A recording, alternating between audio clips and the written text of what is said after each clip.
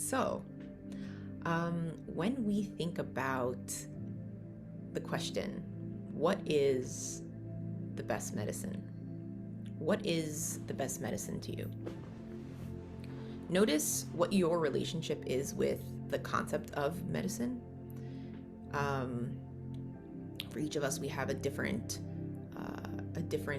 definition. So just notice what that is. Today, I'm going to give you a little bit of a summary on a holistic approach to what medicine is and why, when we tap into more of a holistic approach, it's actually effective and it actually works. So the first thing about a holistic approach in general is it's individual. It's about the individual, and no two people are alike. But when you're having specific symptoms, we focus on the internal experience, and we try to get external things out of the way so we can use our internal, right? Our body is made so beautifully. We literally take the time to interrupt, right? We're always interrupting the body from doing what it does. And when we're able to get out of our own way, what ends up happening is the body begins to relax and repair itself, because Hashem created this beautiful, beautiful body, which is, again, the host for the soul. And this body really knows what to do. So just a thought as we kind of enter this space. So for a lot of us, we focus on finances. So much of when we ask ourselves, what are we struggling with most in life? What would change our life? For a lot of us, the approach is finances. We're like, if I made more money, if I had money to pay for, and whatever that is, that would make a huge difference. The thing is that when it comes to finances, there's this kind of level of muzzle that each of us have. So when each of us come down to this world, there's a muzzle that is kind of formulated, right? So just like we have a very specific body type and a very specific face, right? It's like the stamp, like our signature that Hashem has created within us. Our muzzle, when it comes to finances, is also one of those things that is very individual and unique to each person. What happens is, in the world we live in, for a lot of us, we try to get past that. We try to think that if we kind of work past it, or we can rig the system somehow.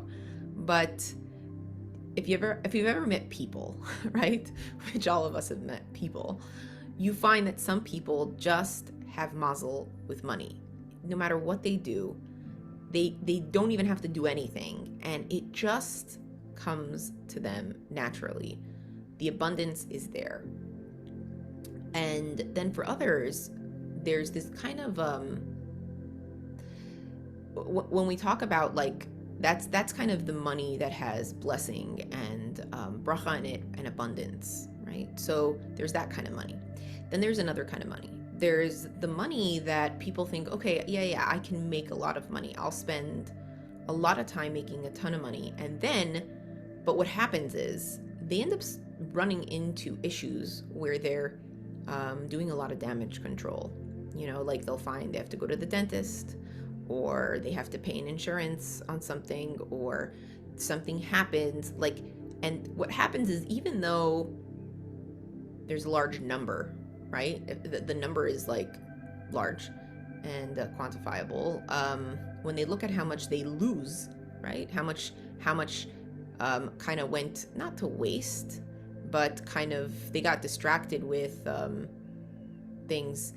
What they'll notice is that that's not money that has bracha in it. So it's so important to know the difference.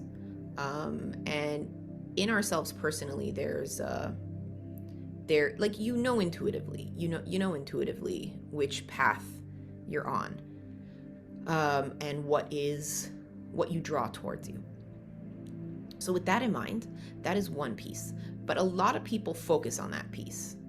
The piece that's more important than finances is, and investing in finances, is investing in your light, in your personal light, the aura, your inner spiritual flame, and that glow, right? That internal glow.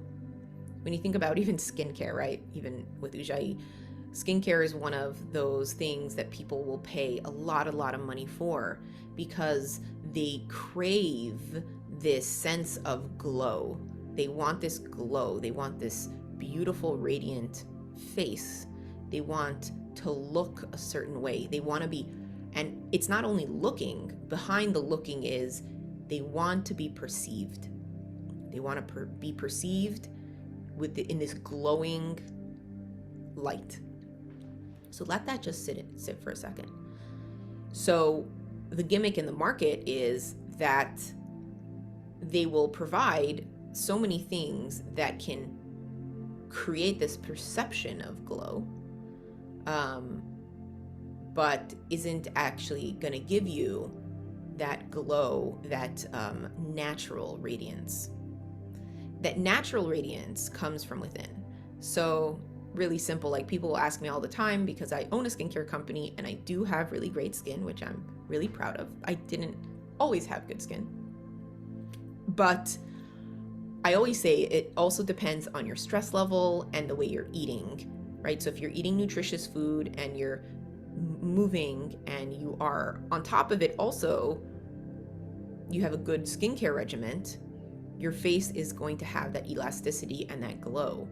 And what's interesting is that in the past, there was we'll see it more as we move into the next few years of skincare and facial routines.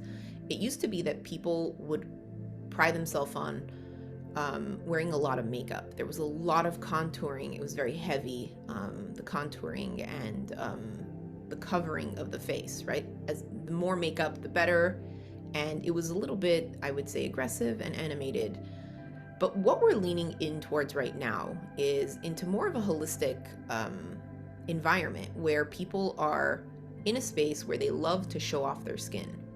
Like, if you have good skin, you want to just share that, because in the last few years, and again, there's always a balance of things. So in the last few years, there's been an uptick in people presenting themselves a certain way, and then you meet them and you're so disappointed. And when I say you meet them, I mean they open their mouth, or you watch them move, or their actions, and their reputation and their actual experiencing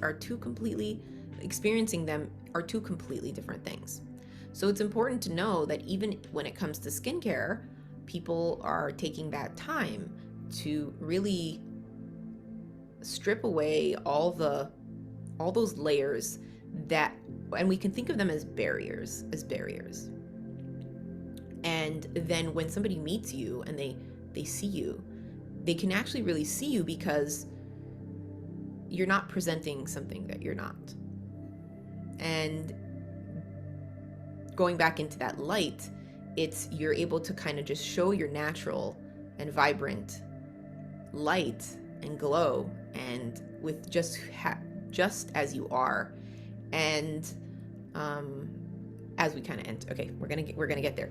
Give me a second. One more thought on that. So like, my grandmother had really great skin, and I watched her age, and I always said if I had her skin at her age, I'd be honored. Where you want to age gracefully, but the goal is to keep that light. So bringing it back to our conversation, for so many of us, when we're thinking about stepping into our light, stepping into our vibrance, really allowing ourselves to step into, it's not a new age, but it's an old age experience of being able to also attract that honesty and transparent, like from the outside. It's really important to make sure that we're not creating those barriers, right? There isn't this facade. There isn't anything standing between us and our light, right? We're not shielding our light, because that light in itself communicates so much about who we are, and it projects, in the sense that sometimes our own light, and we don't even realize this, it really, really illuminates other people's experiences. And it's like we can be holding a torch, our own torch up, and it'll help somebody else see. So to get to that light, it's important, back to the thing, it's important to, rather than focus on like the finances, to create this kind of facade of what that might be. As in, I'm not saying don't go after your finances and don't take responsibility. By all means, take full responsibility, but just ask yourself, what am I spending more time investing in?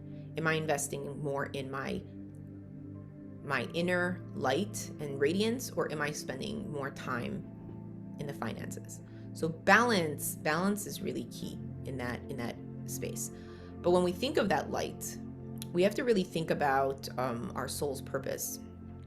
We have to think about what feeds that light, or what doesn't feed that light, right? The balance of where does that light radiate? How does it radiate? Where do we radiate? So ask yourselves, and you all know this, it's just something that we don't pay attention to. When people tell me that they're not sure about certain things about themselves, I'll always say to you guys, like, look at how you respond in certain cases. And the mask of, right, like, we all get intimidated. I mean, not all of us, but some of us will get intimidated by the thoughts of, or the illusion of, hierarchy, of somebody having more than us, whatever that is. If they have something more, right? If you step into somebody that has a nicer house than you, again, just speaking from a personal standpoint, sometimes you're like, well, maybe they know something I don't, right? If you meet somebody that knows more than you, it's like, maybe they know something I don't. But when we look at it, rather than diminishing our own light in that space, if we look at it as that person has their own specific muzzle, and I have my muzzle and purpose, and my job is not to compare what I have to what they have, in the sense that if they have more of something, not necessarily do they know more, back to the barriers and like the makeup, it's creating layers or barriers where there's certain things that you don't see, right? So knowing that those barriers might be up, but it shouldn't intimidate you. By you stepping completely into your light, that will already indicate certain things and communicate certain things to that person. Bringing it back to interior design, I always say a well-designed space, right, is it in a well-designed space, you basically, it communicates what it needs to communicate. If something is not designed well, it won't communicate clearly. So we have to know that this doesn't only work with interior design, this really works with how we are and how we conduct ourselves, right? Somebody will say to me, well, I don't want to be judged for what I look like. And it's just like, well, then if you want to communicate something else, you have to stand in the mirror and ask yourself, what is it that I want to communicate? And make sure that the design is organized in a way where it's conveying what you want to communicate. So then it goes back to the drawing board of, in our life, what are we trying to communicate? So if somebody's trying to communicate finances, they'll drop a lot of cash on expensive exteriors of like clothing, name brands, like you'll see a lot of logos. But when you see, I think we've all met a person that dresses extremely simple and their aura is just so light and warm and nurturing, and you stand in their presence and they speak softly and they look you in the eye, and you feel all the love in the world. You feel like time stops. You feel like, I want to be here forever. Like if you had nowhere else to go, standing in the presence of that person, and being able to nourish yourself, right, is key. So noticing another part of that interior design is when we're communicating, is that design that I'm creating within myself welcoming? Is it welcoming? It doesn't mean that anyone should take advantage of you in any kind of way. It's not about letting people take advantage. But the question is, if we want to create a welcoming environment, we have to work on that internal aura. So with that, there's a couple things that really help with this. And that is knowing from an internal space, there's like the fire and the water. So fire, when we think about fire, like fire can burn, right? Fire can burn, just like in Maui right now. I think it's Maui, right? In Hawaii, they're having these like crazy fires. And it kind of creates a fog and destroys so much and destroys everything around it and affects so many people. When we think about fire, we think about anger. When we think about midos, anger is one of those things that it can just burn everything up. With anger, it could be passion, anything related to the sense of fire in itself. The opposite would be the retraction of anger, which would be the flame would burn out. And what I always say to people is, you'll find that, and I found this in myself in the past, where some people are more external, will go out, they're much more outwardly, and they kind of hot-headed. And some people retract and they go into themselves. I always say quiet isn't calm. Making sure that when you're quiet, you're not swallowing things and closing into yourself. Noticing that in every single one of us, we have both of these. There are the things we get really upset about, and then there are the things that we really kind of retract into ourselves. So knowing that both of those are available in all of us, but for some of us, we will find that there's more of one than the other. Sometimes that could just be, like I said before, in our nature, and sometimes it could just be a circumstance that we're in that brought something out of us, that we could be like just not happy with who we are in that space. So just noticing that. The same goes with water. So water, too much water, there's that experience of feeling like drowning. And with that, drowning's just too much water. Then there's the other component of not having enough water, which is then it shrivels and dies, and that dries up really. So knowing that space of hydration is really important. And fire and water have two different elements. But when we're thinking about healing ourselves and healing certain components within ourselves, we have to learn what we're prone to. And just like when we talk about medicine, medicine, the practice of medicine is to notice if there's any toxins in the body and eliminate, right? Or just go through like a detox of sorts. So medicine isn't about, it's an ongoing practice, but it's specific to, I guess sometimes it's the time of year, right? So if it's cold, if it's really cold in the winter, there's certain kind of, bacterias and infections that show up. In the summer, there are others. So noticing the temperature, because the temperature in itself will dictate what we're prone to, in the sense of if we are sensitive, right? If somebody's immune system is low in a certain area, they are much more prone to certain things, right? So it's like you hear people say, well, I caught a cold, somebody else had the cold, and I caught that cold from them, a lot of times that will be because our immune system is low. So if your immune system is low, you are much more prone to catching something else. But if you have a fortified immune system, it doesn't trigger or allow those bacteria in. So when we think about let's say the fire or the water, when we think about the two sides of the spectrum of anger or retracting into ourselves, and the water of just abundance in general, of how much we take on, or needing that hydration, of like feeling shriveled up and needing more hydration, just thinking about what it is that you're prone to. When we come to healing that, the way we do that is litmoded, which is with midos, right? Mida. A mida is to measure. So it's really important for us to use those measurements. And why are measurements important? Why are midos so important? The avodas hamidos.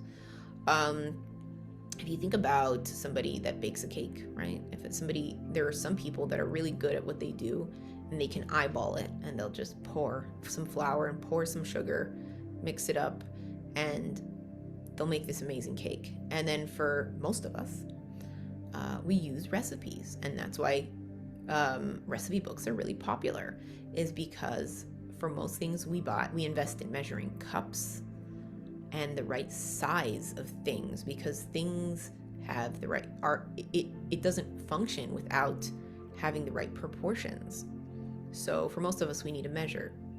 So when we think about our own measurements, we have to think about those measurements. We have to think, what are the things that we're prone to, and then work on that specifically. So when we think about on a practical level, if somebody gets a high fever, what they do is you will get like a cold compress, or you'll kind of put them in a bath to cool off, right? Strip layers of clothing and make sure the body cools down. So you kind of lean towards the opposite. And the same with like sugar. If somebody is addicted to some like sugar, alcohol, whatever that is, even in AA, it's they eliminate. Some people are okay eliminating something for a couple months, and sometimes it's detrimental for a lifetime, depending on their sensitivities. So when we find that if we have some kind of flare-up or retraction of sorts, right? So if we are prone to react in a certain way, and I had it lately, where again, and it could be certain circumstances. Sometimes you could be working with family, sometimes you could be working with friends, sometimes it could be at work. And you start to kind of realize a pattern where you're like, either something doesn't feel fair, or it doesn't make sense, and it really makes you feel uncomfortable inside. So, and again, you notice this by the patterns, right? Back to interior design, you notice this with patterns. So when you start to see that pattern repeat itself, we have to approach ourselves and say, okay, this doesn't feel right. This doesn't, I don't like how I feel in that space. What would I have to do to change that? And usually it's going completely to the opposite direction. And I'll always say, like, if you have somebody in your life that is triggering you right now, it doesn't mean they're a bad person. It just means that, like the cold, you might be sensitive. So you do the same things you would with a cold. You stay away for a bit until your immune system is built up. Now, when it comes to depending on the circumstances, there are sometimes, yontif time or family time, that it gets a little bit more intense. Some of those feelings get a little bit more intense. Like, we're okay during the year, we're okay by ourselves, we're okay in certain environments, but then we step into a specific environment and all the triggers show up. So asking yourself if that's conducive, what does that do, and how much damage are we repairing afterwards? Just like with the cold, it's like, how much medication you're going to take after, how much healing, how much therapy shows up after. So asking yourself if you go to the opposite extreme. And again, everything with moderation, in the sense of just being mindful. but knowing that if you have that tendency to, you know, experience this very heightened emotion, or that sense of silence, or feeling like you're drowning, or any of that, or that sense of overwhelm, or feeling like you're drying up in that way, just notice the source. Notice the source. And rather than being angry at the source or upset at the source for not giving you what you need, just know that Hashem put it there for you to teach you something and help you with something. And just like with an organized design, right, back to interior design, in that space, we're not communicating something clearly. So it's back to the drawing board. And just like in a house, you'll have sometimes a picture will fall down, or a shelf will break, or something, you know, a piece of furniture, a leg will fall, you know, come loose from a chair. We need to go back and create that security. Notice what that is within you. Notice where can you start to move towards what you need in the support. So rather than saying, oh, this person really frustrates me, you kind of turn it on yourself and say, what am I sensitive to? I'm really sensitive to this. So if I'm really sensitive to this right now, the reality is, what are those steps? And it's not communicating it to the other person, because the second we have to communicate in that manner, there's a flaw in the design. So communication is key, but not always do we have to communicate in words. Sometimes we have to communicate in actions. So work on organizing that space for yourself. And yeah, so next week we'll work a little bit on breaking down how to communicate a clear interior design for the body, because your body is your first home on this earth, housing this beautiful soul. Thank you so much for joining me today. And again, if you like what you see, like, follow, share. You can leave a review. We're also collecting for the phone line. We still have quite a bit to go. We need about $700 more to get there. And there are so many people. There's hundreds of hours of listened time, and a little bit of money goes a long way. So if you want to contribute, if this practice has made a difference in your life, you're welcome to be a partner in this contribution. So thank you so much, and have a beautiful, beautiful rest of your day.